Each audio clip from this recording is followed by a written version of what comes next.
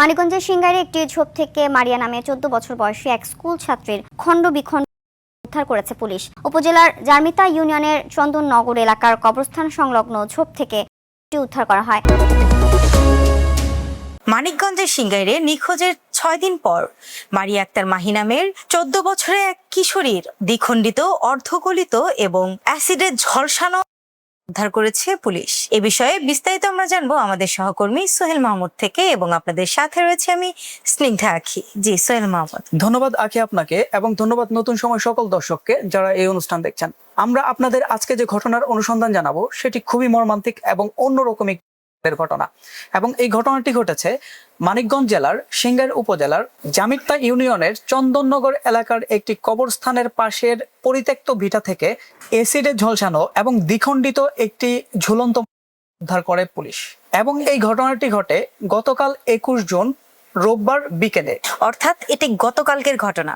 হ্যাঁ, গতকাল স্থানীয় লোকজন সেই যে পরিত্যক্ত ভিটা তার আশেপাশে যারা চলাফেরা করছিল তারা একটি উৎকট গন্ধ পায়, এবং গন্ধের অনুসন্ধান করতে গিয়ে দেখে যে জঙ্গলের ভেতর কিছু একটা ঝুলছে, এবং তারা কাছে গিয়ে দেখতে পায় একটি অর্ধেক গাছের মধ্যে ঝুলন্ত অবস্থায়, এবং তার যে নিচের অংশ সেটা মাটিতে পড়ে আছে, এবং আরেকটি মাংসপিণ্ড সেটি আলাদা পড়ে আছে, এবং সেখানেই একটি স্কুল ব্যাগ, জুতা এবং আরো কিছু আলামত তারা দেখতে পায়। তখন তারা ভয় পেয়ে যায়, এবং ভয় পেয়ে তাৎক্ষণিকভাবেই যে সিংগাইর থানা সেখানে ফোন করার পর তাৎক্ষণিকভাবে সিংগাইর থানা পুলিশ সেই ঘটনাস্থলে আসে, এবং এসে এই অবস্থায় যখন দেখে তখন তারা এই সুরতহাল করতে থাকে। সেই সাথে তাদের থানায় কিছুদিন আগে যে মিসিং ডায়েরি করা মারিয়া আক্তার মাহির যে পরিবার, সেই পরিবারেও খবর দেয়। পরবর্তীতে মারিয়া আক্তার মাহির অভিভাবক তারা ঘটনাস্থলে এসে সেই স্কুল ব্যাগ এবং জুতা জোড়া দেখে তারা চিহ্নিত করতে পারে এটি মাহির।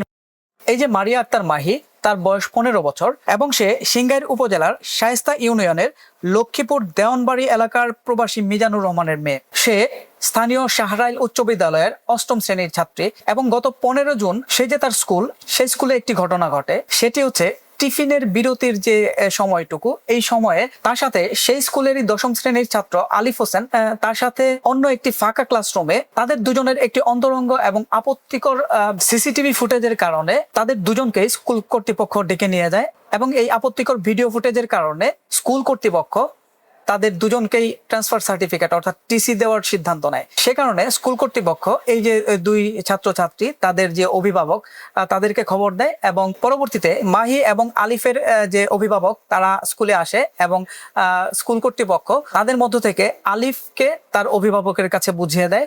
পরবর্তীতে মাহির যে পরিবারবর্গ তাদের কাছে যখন মাহির টিসি দেয়, তখন তারা তাদের যে মেয়ে তাকে বুঝে নিতে চায় স্কুল কর্তৃপক্ষের কাছে। তখন স্কুল কর্তৃপক্ষ কিন্তু তাদের কাছে মাহিকে বুঝিয়ে দিতে পারেনি, এবং কারণ হিসেবে তারা বলেছে মাহি অন্য কোথাও খেলতে চলে গিয়েছে, যার কারণে মাহিকে তারা স্কুলে পায়নি। এই ঘটনার পরেই কিন্তু মাহি নিখোঁজ ছিল, এবং গত ১৫ তারিখ থেকে এই যে মাহির সন্ধান পেল এই যে ৬ দিন, এই ৬ দিন কিন্তু মাহি নিখোঁজই ছিল। ১৫ তারিখ নিখোঁজ হওয়ার পর মাহির যে অভিভাবকরা তারা স্থানীয় সিংগাইর থানায় একটি সাধারণ ডায়েরি করে, এবং ডায়েরির পর তারা খোঁজাখুঁজি করলেও মাহিকে কিন্তু খুঁজে পায়নি। যখন মাহিকে খুঁজে পাওয়া যাচ্ছিল না, এই যে মাহির সাথে যে সহপাঠী ছিল আলিফ, যার সাথে মাহিকে ওটিসি দেওয়া হয়েছিল, এই আলিফের কাছে মাহির কোনো তথ্য ছিল কিনা, বা তার কাছে কোনো জিজ্ঞাসাবাদ করেনি মাহির পরিবার? যে ঘটনার কারণে তাদের দুজনকেই টিসি দিল স্কুল থেকে, সেই ঘটনা কিন্তু আমরা ধারণা করতে পারি একটি প্রেম ঘটিত কোনো ব্যাপার ছিল। এবং আপনি জানেন যে গ্রামের যে এই যে প্রেম ঘটিত ব্যাপারগুলো, এগুলো কিন্তু অভিভাবকরা মেনে নেয় না। সেক্ষেত্রে এখানে আরেকটা বিষয় কিন্তু আছে, সেটি হচ্ছে এরা দুজনই কিন্তু কিশোর কিশোরী, একদম অপ্রাপ্ত বয়স্ক, মাত্র ৮ম শ্রেণীতে পড়ে। সেই ক্ষেত্রে আমরা তাদেরকে ছোট মানুষ হিসেবেই বিবেচনা করতে পারি, যে তাদের ওই বোধ বুদ্ধিটা হয় নাই যে আসলে প্রেম ভালোবাসা কি, বিয়ে কি, এটা আসলে কোন পর্যায়ে যাবে। এবং আপনি জানেন যে এই বয়সের যে এই যে আবেগীয় ব্যাপারটা, এটা কিন্তু তরুণ তরুণীদের মনে কিন্তু গভীরভাবে দাগ কাটে, এবং সেটা কিন্তু তারা সিরিয়াসলি নেয়। সেই ক্ষেত্রে তাদের অভিভাবকদের ধারণা ছিল যে মারিয়ার এই ঘটনার পর সে গভীরভাবে কোনো দুঃখ পেয়েছে, এবং সেই কারণে সে অভিমান করে হয়তো কোথাও পালিয়ে রয়েছে, এমন একটি ধারণা ছিল। তারপরও তাদের অভিভাবকদের পক্ষ থেকে তাদের যে জায়গাগুলো খোঁজার, সেগুলোতে কিন্তু খুঁজছিল, যার কারণে তারা কিন্তু একটি সাধারণ ডায়েরিও করেছিল থানায়, এবং সে ভিত্তিতে পুলিশও কিন্তু খোঁজ খবর করছিল। হয়তো তারা এটা চিন্তাও করতে পারেনি যে এরকম একটি বিভৎস ভাবে তাদের মেয়েকে ফিরে পেতে হবে। এবং সেই ক্ষেত্রে আমরা যেটি জানতে পেরেছি সেটি হলো যে এই যে মারিয়া আক্তার মাহির সাথে যে ছেলেটির সম্পর্ক আলিফ হোসেন, তার এখানেও কিন্তু তাদের পরিবার খোঁজ করেছে এবং তার কোনো খোঁজ পায়নি। পরবর্তীতে তাকে পাওয়া গেল ঠিকই, কিন্তু এই যে এই বিভৎস অবস্থায়, এই ঘটনাটি সেই এলাকায় কিন্তু চরম চাঞ্চল্যের সৃষ্টি করেছে। এবং এলাকাবাসীর সাথে আমরা কথা বলে জানতে পেরেছি এই যে বিভৎস ধরনের এবং শুধু না, সেটা হচ্ছে একটি কিশোরীকে পর তার আলামত নষ্ট করার জন্য তার দ্বিখণ্ডিত করা হয় এবং তার মুখমণ্ডল এবং যে লজ্জাস্থান সেখানেও কিন্তু অ্যাসিড দিয়ে ঝলসে ফেলা হয়। পরবর্তীতে সেই উপরের অংশকে গাছে ঝুলিয়ে দেওয়া হয়। এক প্রকার আমরা বলতে পারি যে এটাকে আলামত নষ্টের জন্য করেছে সম্ভবত। তারপরে কিন্তু এই যে যে আলামত সেটি কিন্তু ঘটনাস্থল থেকে উদ্ধার করেছে পুলিশ, যেমন ব্যবহৃত যে সরঞ্জাম সেগুলো কিন্তু পেয়েছে পুলিশ ঘটনাস্থলে।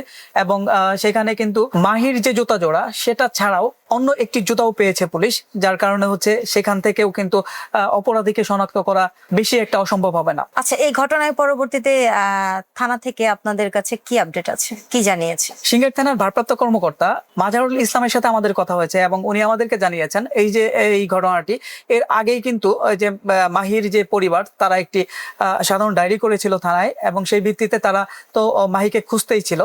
এবং পরবর্তীতে খবর পেয়ে যখন এই উদ্ধার করলো এবং মাহির পরিবার সেটি চিহ্নিত করতে পারলো, তখন পুলিশ সেই উদ্ধার করে মানিকগঞ্জ জেলা সদর হাসপাতালে ময়নাতদন্তের জন্য পাঠায়। এবং পরবর্তীতে এই যে সাধারণ ডায়েরি সেটি কিন্তু মামলা আকারে নিয়েছে পুলিশ। এবং এই ঘটনার পরিপ্রেক্ষিতে তার যে সহপাঠী ১০ম শ্রেণীর ছাত্র আলিফ হোসেন, তাকে জিজ্ঞাসাবাদের জন্য আটক করেছে পুলিশ এবং তাকে জিজ্ঞাসাবাদ চলমান রেখেছে। জি, ধন্যবাদ সোহেল মাহমুদ। ধন্যবাদ দর্শক এতক্ষণ সময় আমাদের সাথে থাকার জন্য। আসলে আজকে যে ঘটনাটি আমরা জানলাম এটি কিন্তু খুবই দুঃখজনক একটি বিষয়, যে একটি 14 বছরের কিশোরী যে আসলে তার ভিতরে হয়তো প্রেম ভালোবাসা কি জিনিস বা সংসার জীবন সেগুলি বুঝে ওঠার বয়স হয়নি, অথচ তাকে প্রথমে পরবর্তীতে তাকে ক্ষান্ত হয়নি পাষণ্ডরা, তাকে দ্বিখণ্ডিত করে পরবর্তীতে আবার তার ঝলসে দিয়েছে অ্যাসিড দিয়ে। ঠিক কতটা যন্ত্রণায় একটি নিষ্পাপ প্রাণকে দুনিয়া থেকে বিদায় দিয়েছে তারা, এটা আসলে হয়তো ওই ভুক্তভোগী ছাড়া আর কারো অনুভব করার মতো ক্ষমতা নেই। আসলে এই ঘটনায় পরবর্তীতে কি আপডেট আসে সেটি জেনে অবশ্যই আমরা আপনাদেরকে জানাবো। আজকের মতো বিদায় নিচ্ছি, ততদিন পর্যন্ত ভালো থাকুন, সুস্থ থাকুন, আল্লাহ হাফেজ। আল্লাহ হাফেজ।